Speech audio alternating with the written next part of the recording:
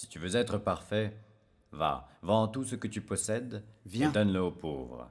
Eh bien, suis-moi et tu auras un trésor dans les cieux. Oublie ce qui est derrière toi et avance vers ce qui est devant toi. Traite durement ton corps. Suis-moi, Tiens-le en et servitude. tu auras un trésor dans les cieux. L'intelligence de l'âme se renforce quand les plaisirs du corps faiblissent. Pas besoin de traverser la mer pour acquérir la vertu. Oublie ce qui est Le derrière royaume toi. des cieux est en toi. Où que tu ailles, est toujours Dieu devant les yeux. Ne t'inquiète pas du lendemain. Ne te lasse pas. Ne te plains pas de trop attendre et de trop faire. Ne te lasse pas, ne te plains Regarder pas. en arrière n'est pas autre chose que de penser de nouveau aux choses de ce monde. Ne te lasse pas. Seigneur, je veux être sauvé, mais mes pensées ne me le permettent pas. Où es-tu? Pourquoi ne te montres-tu pas? L'ennemi rôde. Ne t'effraie pas de ces vaines apparitions. Seigneur, Ce n'est pas la vraie lumière qui Où apparaît es-tu? en elles. Ce sont plutôt les préludes et l'image du feu destiné aux démons. qu'une armée vienne camper contre moi.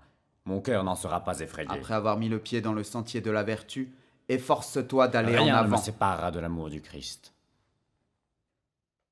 Prends l'armure de Dieu afin de pouvoir Lorsque je suis résister aux faible. jours mauvais. C'est alors que je suis fort. Je suis là. C'est moi, Antoine. Je ne fuis pas vos coups. Vous cherchez à m'effrayer par votre multitude? S'il y avait en vous quelque force, il suffirait à un seul d'entre vous de venir. Et parce que le Seigneur vous a privé de vigueur, vous essayez tant bien que mal de m'épouvanter par votre nombre. Et c'est un signe de votre faiblesse que d'imiter la forme d'être dépourvu de raison. Si vous avez quelque force, si vous avez reçu contre moi quelque pouvoir, ne différez pas davantage. Attaquez-moi.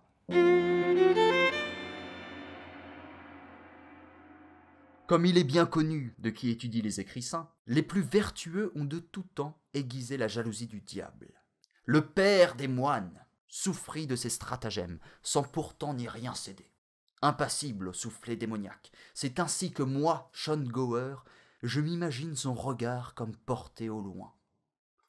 Toute son attention est en vérité dirigée vers l'intérieur, concentrée en sa prière continuelle. Que saint Antoine garde de son feu le pèlerin qui sur lui conserve son image. Il est en Alsace 2 commanderies d'Antonin, à Strasbourg et Isenheim. C'est en leurs auspices que cherchent secours ceux qui souffrent du mal des ardents. L'ergot de seigle leur empoisonne l'esprit de façon en tout point semblable aux attaques des démons sur notre saint Antoine. Comme j'ai pu le lire moi-même dans la vie d'Antoine écrite par saint Athanase, c'est l'homme qui confère ou retire son pouvoir au diable. Athanase livre d'affreuses descriptions des formes que prennent les démons. Bêtes sauvages, léopards, ours, loups, reptiles, serpents, vipères, scorpions, chiens, taureaux. C'est là tout ce que les mots peuvent suggérer. Mais l'habileté des images leur est supérieure. C'est l'opportunité pour moi de faire œuvre de licence en créant des hybrides si repoussants que l'on ne saurait y reconnaître des animaux existants. Oui, je peux me permettre de l'avouer, j'ai pris plaisir à dépeindre ces affreuses créatures, à les composer de la plus inventive des manières, de façon à créer l'inédit. J'ai appliqué la formule de saint Bonaventure. On dira de l'image du diable qu'elle est belle quand elle représente bien la laideur du diable. L'hybridation radicale de ces créatures les désigne comme contre-nature, contraires à l'ordre divin.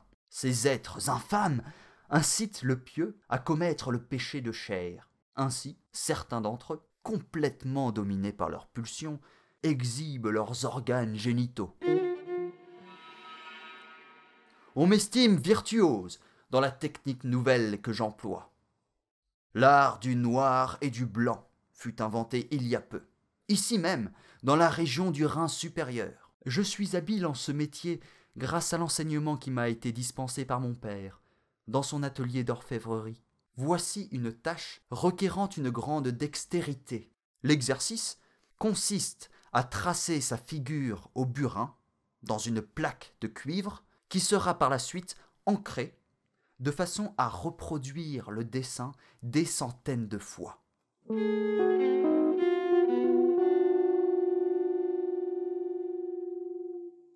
Martin Schungower, change complètement la façon de représenter Saint Antoine. D'habitude, l'attaque des démons se déroule au sol de la caverne de l'ermite. Ici, le graveur se réfère à un autre épisode de la vie du saint, le moment où des anges hissent Antoine au ciel alors que des démons s'opposent à son ascension. Pourtant, les anges sont absents de cette gravure. Pourquoi ? Cette particularité s'inscrit dans une nouvelle forme de dévotion où le fidèle cherche une relation plus directe avec les saints.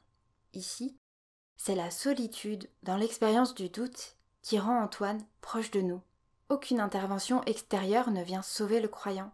Il doit trouver la force de la foi en lui-même. Fort, Antoine l'est indéniablement. Il est le pilier qui structure la composition. Il se tient droit, inflexible au milieu des démons qui l'assaillent. Ceux-ci sont disposés en spirale autour de lui, en un mouvement hélicoïdal. Le groupe se tient dans les airs, sur un fond blanc, presque abstrait. Quelques lignes horizontales évoquent le ciel. Cet espace indéterminé participe également à l'identification. La scène pourrait se dérouler n'importe où et donc toucher n'importe qui, pas spécifiquement l'ascète en plein désert. Cette composition extrêmement forte a frappé les esprits immédiatement. Jérôme Bosch, puis Lucas Cranach ont rapidement repris l'idée d'un Antoine dans le ciel, entouré d'êtres démoniaques.